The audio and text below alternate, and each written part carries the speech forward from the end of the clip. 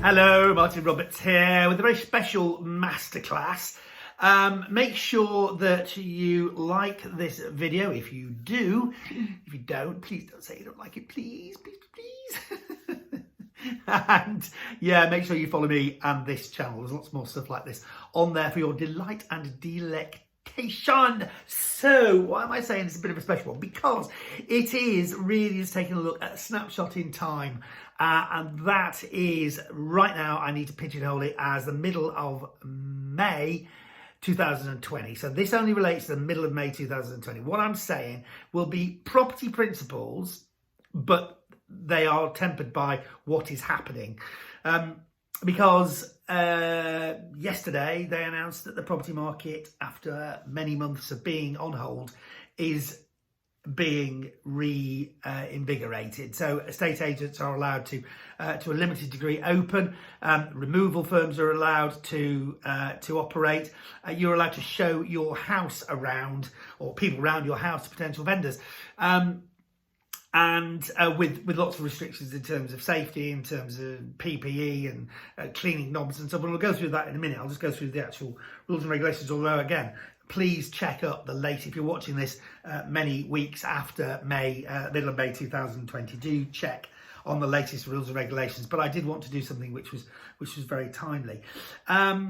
So where does this leave us? I mean, we are now poised. And I think a lot of people are waiting with bated breath to see what happens now. You know, to a degree, the fact that the property market has pretty much been put on hold, I think it's been a pretty good thing. Okay, it's almost like when the stock market goes through one of those crazy times when the prices go up and it's crazy, and then it's suddenly or down. There's nothing happens when the prices are going up, does it? When they're going down, there's some kind of alarm bell rings, and the computer system shuts it off and says, "Oh, stop! Just for a second, let's take a breath." And it gives the whole market a chance to settle down. And when they reopen the market, it might carry on a downward trend. And it's almost like the property market has been put on that enforced hold, which I think has been quite a good thing. So as we enter this period coming out of lockdown now, you know, crikey, it feels a little bit like it's going to be a bit Wild West for a while. Okay, you are the gunslinger going into town, and the doors of the saloon bar are pushing open, and you're going, "Hi, I'm here to buy a house, you know. Don't serve me whiskey, sell me a house." You know, the bad boy's in town. He's trying to get 20% off the price. Okay, what's his name? Cheapskate Jake. I'll take him on. I'll just offer 15% down on the price. You get the kind of idea. It's a bit at the top, wasn't it? Anyway, whatever. So yes. So we are in a period when I think coming out of this right now, in the next few weeks, it's going to be a little bit chaotic. And once they start producing data, it is going to be really bonkers, because the data for this last quarter and you know, and from April and May, when the property market was like flatlined, is not really, what's that going to show us? It's going to show, okay, property sales dropped through the roof. Well, yeah, right. Number of people outside, you know, partying with their mates dropped through the roof because we weren't allowed to do it. So I don't know what you can read into that. The property market doesn't like insecurity, that's for sure. So the fact that, we don't know what's going to happen coming out of this. We don't know how the financial world is going to be in a bigger picture. We don't know about people's job security. We don't know, you know, what all that is going to do to house prices. I think naturally it's a self-fulfilling prophecy. It will have an impact. But for how long? And that's a $64 million question. And that does, is impacted by the global economy, for sure. And the UK economy also, for sure. So I think we need to come back to some basics, because I also think that coming out of this, and that's one of the reasons why I think you've really got to think about making the most of this opportunity to train yourself. You know, I've got online training courses going on with Asset Academy. I've got my Martin Roberts property education website with lots of stuff on there. And I'm not just telling you about that because I randomly want you to go and do it. I think now really there are going to be some opportunities for those people who know what they're doing. I don't think it's a market for the unwary. I think it's a market for those people who are professional about it and know what to do and how to do it. Warren Buffett says, be fearful when others are greedy and greedy when others are fearful. So there are going to be opportunities, probably never to be repeated opportunities, if you know what you're doing, which is why I think training right now is really, really, really important. You need to know what you're doing. Read my book, Making Money from Property, okay? Go on my training courses. They're with Asset Academy. You can find out about them on my website, Making Money from Property.tv, and also Martin Roberts, PropertyEducation.com. Because I really want you to try and benefit from the opportunities which there will be, or just safeguard yourself from people trying to do silly things to you if you're in the process of selling. So what are the factors that are going to influence things at the moment? Well, they reckon 450,000 people were in the process of buying or selling houses when lockdown began. 450,000 people are suddenly becoming out of that enforced lockdown into an ability to do a trade. It's not going to be as easy as that though, is it? Because a lot of those people will have had mortgage offers which may have expired. A lot of those people will have had mortgage offers based on a certain income, and I think there is an obligation on the lenders to make sure that you are still in a position to be able to afford the mortgage which you were offered in your new financial circumstances. And I hope to goodness that you're not watching this having really suffered financially, but the reality is that a lot of people have, all of us have. So all of our circumstances have changed. So, you need to be open about that with the insurance, with the mortgage companies and what they will say. Now, I'm hoping that they will be sensible about this and take matters into consideration. But you do need to be able to afford a property. You do not want to get yourself into financial difficulties. You don't. And as attractive as a property might be, if you can't afford it, don't buy it. Right now, definitely, until things have settled down. On the other hand, if you're gung-ho about it and you have, cash to invest, or you can still afford finance, then I think there are going to be some great opportunities. People are talking about discounts, 5, 10. Lloyd's came out with something saying it's 30% drop in the market. Really, that's a real sort of that was their worst case scenario. That's end of the world stuff. That's to my mind highly unlikely. There will, I believe, be a situation where prices will adjust. As I said, it's going to be Wild West for a little while. Longer term, medium term, long term, people need places to live.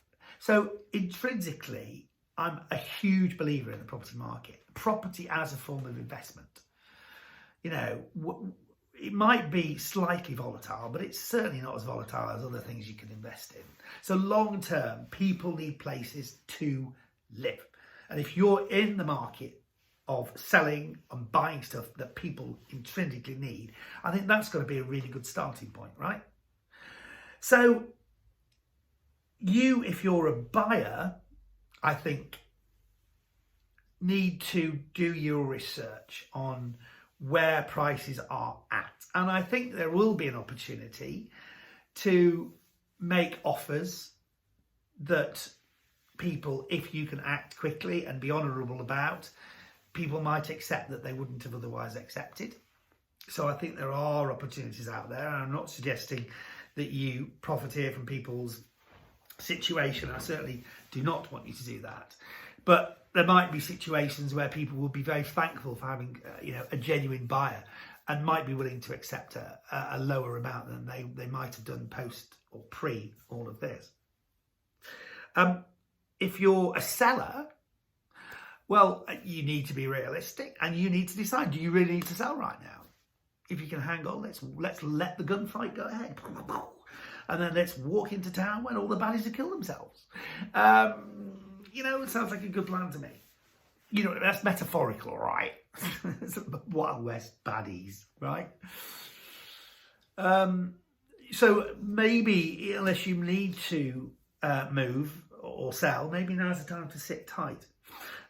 If you're sitting in a house which had what you've always loved but hadn't necessarily been valued as much before all this, if you're sitting in a house with a big garden, if you're sitting in a house with lots of space, if you're sitting in a house in a nice area with your open access to countryside, if you're sitting in a house which has all those things and good Wi-Fi or broadband, then maybe you could be thinking about putting a premium on your house right now, because people have reassessed what's important, and they might be thinking about selling their little flat in the centre of London and buying a decent sized house in the countryside. You know, so you might be in a good situation.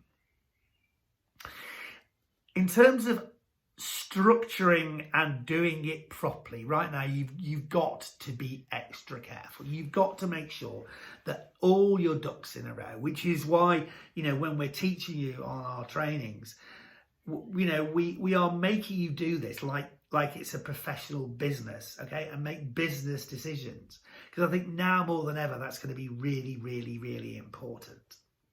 So just to sum up the kind of situation as we find it, looks like you can view properties as long as you observe social distancing, as long as the house you're going to visit, the people give you the opportunity to wash your hands, and they'll disinfect the house before you arrive. You know, removals can take place as long as you help the removals firm by disinfecting your stuff. If you're looking to buy, you can go on visits.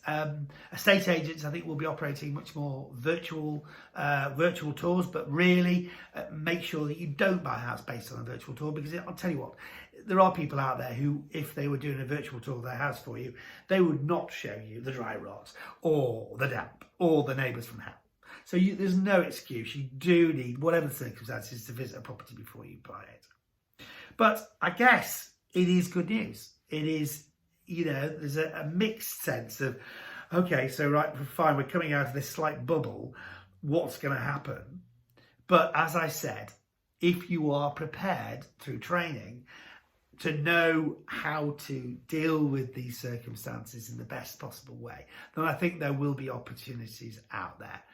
But you need to do it carefully. You need to consider your own finances, not take any financial risks, not stress yourself out, but think open-mindedly about what opportunities there might be and how to make the most of them. I can help you with my trainings, martinrobertspropertyeducation.com, and with the people at Asset Academy. There's online trainings which we're doing, and you can do lots of things, from advanced trainings on HMOs, buy-to-let, social housing, all sorts of things, as well as our basic 3-day course where we'll teach you, you know, the basics of how to set up in property. You can do all that online. So I guide you in that way because I truly think that's the way you need to go. There are going to be opportunities, but at least things are getting back slightly to how they were. Make sure that you like this video. Make sure that you subscribe to Martin Roberts Property Tidbits, and I'll be back with more for my masterclass another time. But just to say once again, this was recorded in the middle of May 2020. If you're watching at any other time, make sure that you get the latest information about the current state of the property market.